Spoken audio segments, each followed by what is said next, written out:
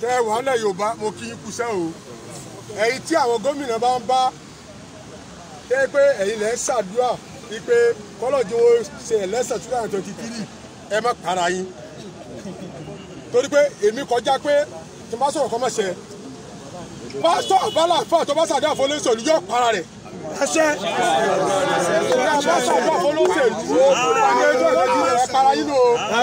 Bẹ́ẹ̀ sì gbéra tẹ́ lọ Cairo tẹ́ lọ sí Egypt tẹ́ lọ ń ṣàdúrà ẹ̀sìn la yín kẹ́ ẹ tó dé àá ti kó gbogbo àdúrà yín òdodo kò sádùn àìjọba àdúrà tó lè gbà lẹ́nu yín lónìí ó ní pé Ọlọ́run o ilẹ̀ Yorùbá ká gbòmìnira ó ní àdúrà tó lè gbà lẹ́yìn àdúrà ọ̀hún gómìnà kan ọlọ́jọ́ wọlé 2023 ẹ̀ ń ṣera yín ni o gómìnà pírẹ́sì kan ẹnìkan ẹ̀ ń ṣera yín ni o kò lè gbà lórúkọ bàbá lórúkọ ọmọ àti tí a ń lè mú. Hallelujah! Hallelujah! Praise the Lord! Hallelujah! Ẹ ṣé èmi ní ìbéèrè yẹn ń kọ mí lóminú mo dẹ̀ ti lọ gbogbo Yorùbá state káàkiri pẹ̀lú àkọlé pé à ń gba ìrẹsì à ń gba ẹ̀wà à ń gba PVC à ń gbowó lọ́wọ́ àwọn olóṣèlú a dẹ̀ ní pé ilẹ̀ Yorùbá pé ó máa dúró ó ń kọ mí lóminú gidigidi ni o ó ń kọ mí lóminú gidigidi ni o òun ni mo ṣe lọ káàkiri pé ìwà táwọn ọmọ Yorùbá ń wù yìí ìwà ṣekúṣẹyẹ ni ó lè bá olóṣèlú jẹ kó o bá wọn mu kó o gbowó ọ̀yà kó o má wàá sígbà. táwọn bá jó olóṣèlú àní lè jáde báyìí. ẹ ṣé inú mi dùn fún ọ̀rọ̀ tẹ́ sọ yẹn. You are welcome to DriveTv. If you're new to this channel, consider subscribing so you won't miss out any of our latest video. Oh yeah! We are going. Here we are live at Shepherd's Bush. We are in Shepherd's Bush station. In this place, we are after maybe 30 minutes. We are moving down to Carnival side, Notting Gate. So if you are Yoruba nation fighting for freedom of Yoruba land, and you are in United Kingdom, London, you are near in London here, we are at Shepherd's Bush. We are Shepherd's Bush station. In 30 minutes time, we are moving to the Carnival's ground at Notting Gate. So here we are, as at now, assembling our people here because the people are coming, they are coming, people are coming, they are coming, Yoruba nation, Yoruba nation. So if you are around London, please meet us here, and if you are late, meet us at Notting Gate Carnival's ground. Notting Gate Carnival's ground. That is where we are going. Yes. Yes. Nigeria is dead. Nigeria is dead. Dead pata pata. Yes. This Yoruba nation. Freedom, freedom for Yoruba, freedom for Yoruba land. Nigeria is no more. Nigeria is no more. Freedom for Yoruba. Yes. Thank you, my people, for joining me. All I just want you to do now, just share. Just share, because we are going. We are going, just share. And we get so we are going home. Yoruba is going home. You want it or not?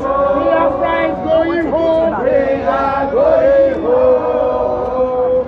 And we get so you hear that? We are going home. What do you say? We are going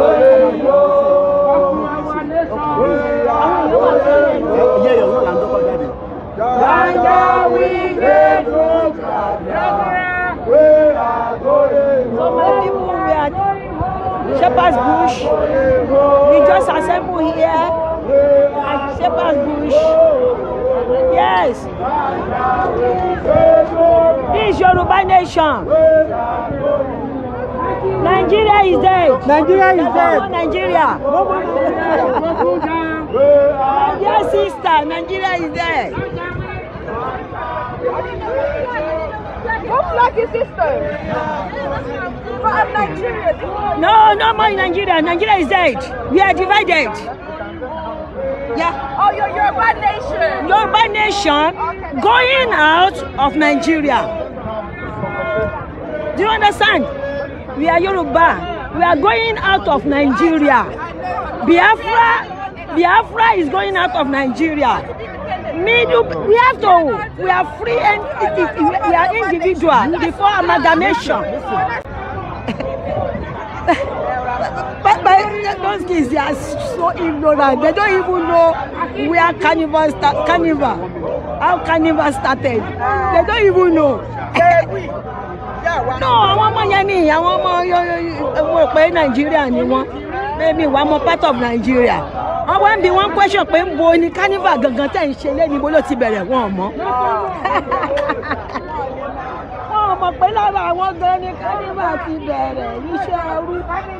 Ẹrú tó ń free. Oh God. Coming new nation.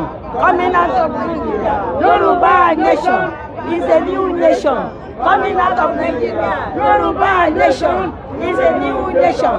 Coming out of Nigeria. Yoruba nation is a new nation. Coming out of Nigeria. Imam Akintoye signed his message. He signed his message to every one of you. I thank you for your relentless effort in making sure that the burning fire of this agitation continues to go ahead. So we are here to declare to you that Professor Banji Akintoye, the leader of the Yoruba race, the Alano of Omoodua, send his message to you all and ask to go for the possession of this our march, for the recognition of the Yoruba race. He wish you well, he wish you God's protection, he wish you more strength. He declared to you that our nation very soon we shall achieve the objective of our new nation, a new nation that is now coming out of Nigeria. Yoruba nation! Yoruba nation!